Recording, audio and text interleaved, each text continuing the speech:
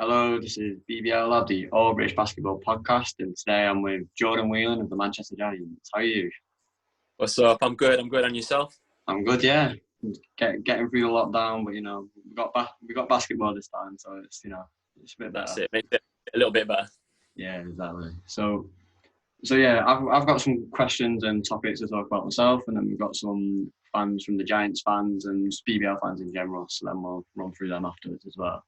So to start off with, the Giants are sat fourth in the table. Going into the season, would you say that where we are now has exceeded where you thought we would be? I'm not sure if it's exceeded. I think there's still a long way to go in the season, but we sat down and at the start of the season as a group and kind of like figured out where we thought that we could be based on like the few practices we had, based on the talent we had. But mainly, all I can say is that we're competitors. Definitely. We know that's one thing I can say about every guy on our team is that they have a will to win. They want to compete. So that's half the battle, I think, in this league.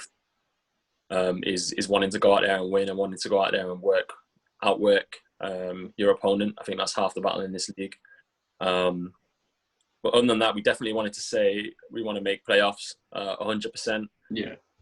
We knew that if we could be in that position, anything in between there can happen. So yeah, that's all I can kind of say about that.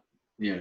Okay, so the Giants recently, anyway, have been kind of hit by COVID with, I think, 2 periods of isolation now. One before the New Year and now. How have you dealt with that? The isolation period. I mean, we've done our best, really. Just kind of, I've tried to kind of keep active myself. Actually, the Giants handed out some bikes and stuff like that. Oh, okay. So we're working out and doing some live online workouts and stuff with like a personal trainer. So that's kept us moving a little bit. But other than that, there's really not much you can do. We've been in full isolation, which means that most of the guys aren't. We're not leaving our rooms. We're isolated because we just want to make sure that when we come back, that we're not going to have like any of the same problem again. Yeah. So hopefully we can, get the heart of our season complete over the next few months without hitting any more problems with COVID. Yeah, well, that's it. So another impact of COVID is the fans being, no fans being at the arena, and the Giants fans, I'd like to say we're the best fans in the league. So how does having no fans there have an impact on the players? Yeah, definitely. Fans in Manchester are different. We know that. Yeah. Know that. And if you're from here, you know that. So exactly. definitely best fans in the league. As far as like without having the fans, it's been really different. To say how it affects like each individual player. Every player is different. How they find themselves and get themselves going each game is different. Whether that's like some players like to feel the energy from the crowd, some players like to kind of like forget the crowd's there sometimes. Yeah. So I'm sure it's had benefits, and I'm sure it's also had negatives as well. But all in all, yeah, we miss the fans loads.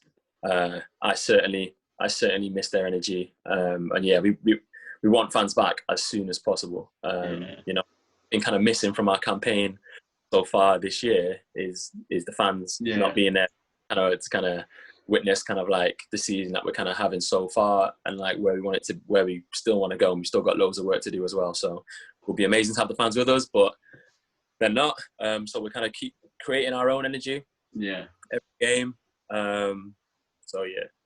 Yeah, well, we saw that from game 1. When the Americans weren't allowed, clear to play, we saw them screaming it every time he made and he shot, regardless of whether it was a layup or if it was a big dunk or whatever, and you could tell it had an impact on the players on court. So the first game on Sky was, I think it was last week against Cheshire. So what was it like playing on Sky especially given it was against the Cheshire Phoenix. Yeah, it was good. Derby Day on Sky Sports Yeah. was, we were really up for it. Out of our first kind of like 10-day isolation period. Yeah. The guys were like, we were itching to go really, but we only had a couple of practices before that. Yeah. We had to be really careful with how our bodies are reacting from going from having no movement to then going full throttle and having it. For us, it was really difficult, and the way the game went kind of like reflected that for us. We started off really, really, really well and with a lot of energy. Yeah. And then the fatigue started to hit, and I definitely felt it myself after that first quarter, and then we managed to dig it out in the last quarter as well. So yeah, I like to think that if we were at full fitness, it would have been a completely different game. Yeah. After that first being up to, I think we were up almost 20 at one point. Yeah, it was something like that. Yeah. Yeah, something like that. So I think for me the game goes differently after that. If under different circumstances. But yeah, happy with the win. A win's a win at the end of the day, and especially against Cheshire on Sky Sports. Yeah. So you said if we were up to full fitness, we beat them by 42 on our home goal. Are you saying if we were up to full fitness, then it'd be something like that? Or? I don't know if it would be something like that. Full respect for the Cheshire team, like at the start of the season, they had COVID problems. They didn't players in that they have now. They're a completely different team, and I'm sure that they'll go on to compete much better throughout the course of the season. But yeah, we got the win, so yeah, that's all that matters. So that's all that matters. All that matters. So then a couple of days after the Cheshire win, I think it was a Sunday, then the next isolation period was announced, and we had to forfeit the game against the London Lions. And we took it to the London Lions, the first time we played them, and I thought we deserved to win that one. How gutting was it, that we had to kind of forfeit the semi-final against London? It was really gutting. Yeah, so like I say, I was so gutted to hear the news. But at the same time, there's plenty of things to play for. We kind of like got together and said, look, guys, like this has been a great campaign so far. You can't let this kind of like define what we've kind of like accomplished so far. We knew we were going to hit hurdles along the way with COVID. Like everything can be so unexpected, and I'm sure teams will still face problems going forward. Shame might happen to us in a semi-final of a cup. But yeah, there's really nothing we can do about it. But we keep moving forward with our campaign. We keep working hard. We keep trying to achieve our goals that we set out at the start of the season. So that's it. It would have been nice to get back at London after that first game, as you said. We did really take it to them, and I thought at home we had a really good chance. But especially against my old team as well, it would have been nice. But we move. Yeah, exactly. And like you said, we were bound to face some hurdles because it happens, and especially in these circumstances. So, but we'll move on to the fan questions now. So we've got two from the New Giants podcast, All Things Giant. So the first one is you again against your brother. Who's winning one-on-one? Who's winning in that one-on-one matchup? I'm still big bro. I'm gonna say me. I'm gonna back myself. My brother's probably watching this. I think, right, we've got one lined up in the summer when he's back playing. But yeah, I'm gonna back myself. I know the kid inside out. I know him inside out. Who do you think taught him all his moves? Yeah, well.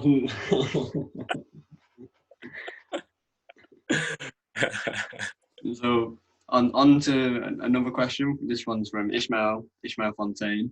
So whilst you had, obviously there was a bit of a limited role whilst you were in London. Would you say at times it was frustrating not being able to get on the court, as much as you'd like? Yeah, definitely. I'm not gonna sit here and say, it wasn't frustrating. It definitely was at times, because as a player, I want to play. I want and I know that my improvement as a player relies on me playing minutes. So I think, I definitely took what I needed to take from being on that team with London, learning from guys like Justin Robinson, Joe Kimwim and Andre Lockhart, those core guys. So I definitely took what I needed to learn to be able to move forward. Just now I've got the minutes, I'm able to fully kind of, show what I've got, show what I'm capable of. And so I had growth in London, but definitely frustrating at times, because I know I knew I still probably could have given some more. But I was completely happy with the experience, and in looking back and in hindsight and position I am now, definitely. It's hard to say. It's hard to say I would change it.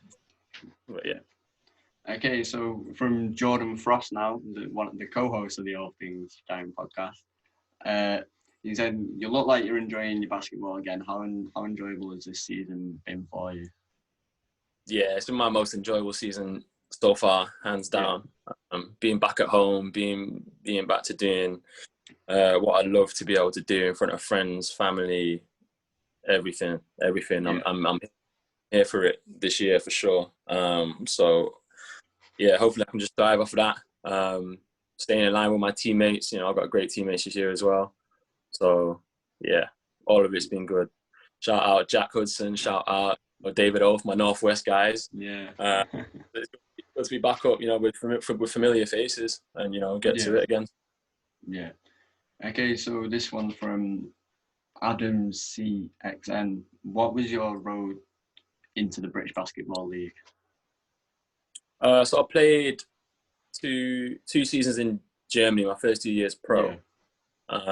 So I had 2 good seasons under my belt after college, that really developed as I would say that's where I developed as like a pro.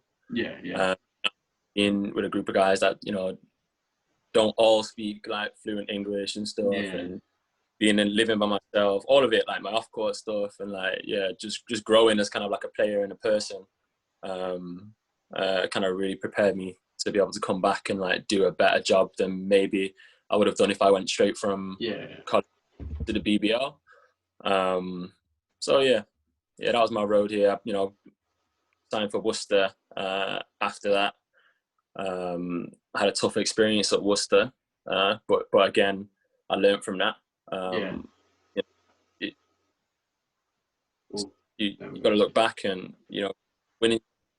majority winning teams my whole career, and got to Worcester and we had that first, probably my first tough season like that. I've never been kind of I've never been on a kind of like a losing team like that. And I learned, but at the end of the season, I learned so much about team chemistry. I learned so much about how to make players around me better, as well as just doing things kind of like myself.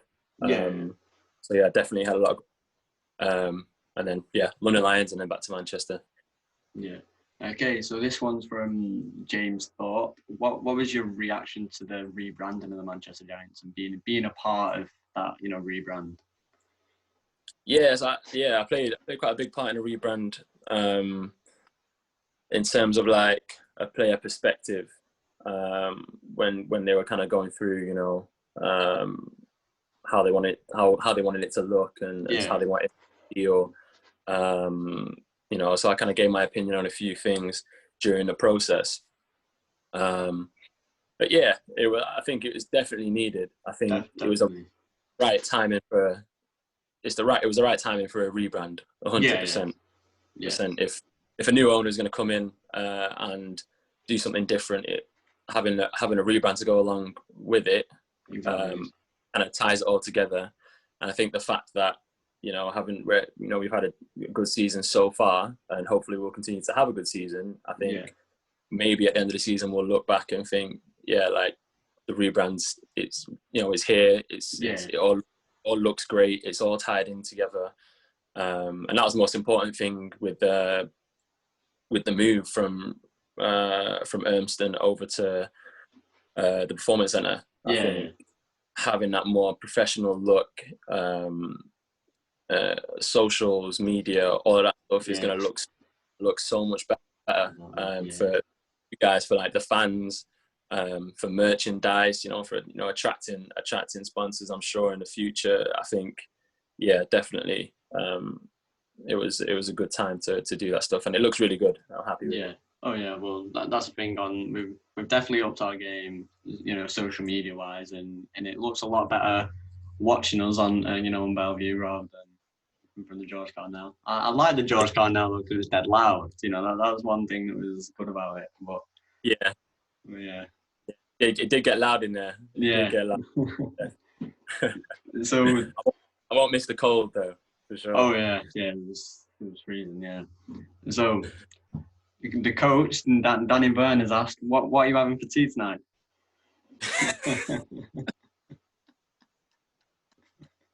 I'm laughing because this has been like a. Sorry, my camera's gone off. Yeah. I'm laughing. This has been a private joke. Oh right. He asked me this a few weeks back. Like, it's crazy, but yeah, tea tonight. I don't even know. I'm shouting at my mum right now. I've been getting the home cooking at home as well. You're like, Mum, what's for tea?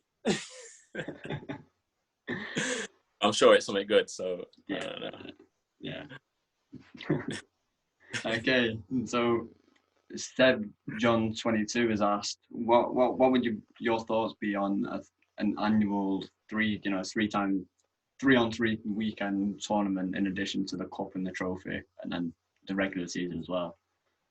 A 3-on-3, like a 3-on-3 BBL tournament with BBL players. Yeah, within the BBL, BBL teams. I don't know. As in, like during the regular season. And I'd assume so. I'd assume there'd be a weekend where the teams would go head to head or whatever. I don't know if I would have it like a 3-on-3. I've seen talks of like an all-star game. And stuff. Yeah. I think that's a great idea, like an all-star weekend or something. Yeah. That would be cool. But I don't know about a 3-on-3. 3-on-3 seems a bit more of like a summer thing. Yeah. Maybe you had like it in the off season. Maybe had like a 3-on-3, a BBL 3-on-3 tournament. Yeah. That might work well, but I wouldn't say in the season. Okay. So the final question is from the Giant photographer. HC Captures. We've been getting some good photos. Do you have any pre-game rituals or superstitions? My guy HC. One of my superstitions, I would say, right now to HC is he knows when we get off the bus on the away trip, he's ready with the camera. So sometimes he catches me off guard. So when I'm coming off the bus, I always turn around, get back on the bus, get myself ready for the flick, and then walk back off like it's the first time coming off because I know the camera's there. He's always there. He's always getting pre-game ritual. Nah, I don't really have. People always ask me this, but I don't really have anything specific. Yeah. More of like just routine based. So like, I wake up, I have my breakfast at the same time, have another good meal. Yeah. That stuff. But in terms of like the meals and stuff, they're all, they can be different or whatever. Just, whatever I feel on that day, whatever my energy's like on that day. Yeah. Just, trying to I feed off it, and then come game time, I'm ready to go. Okay, well, it was nice talking to you ahead of out, when the Giants get out of isolation, and hopefully we beat. I think it's the Scorchers we've got on the 23rd. Surrey on the road is always going to be a tough one, especially when we come. We're just coming back again out of a 10-day isolation, so we'll be ready for it. We'll be up for it for sure. Yeah. Okay. Well, thank you for coming on. It's been a great conversation, and good luck against Surrey. Appreciate it, my guy. Appreciate it.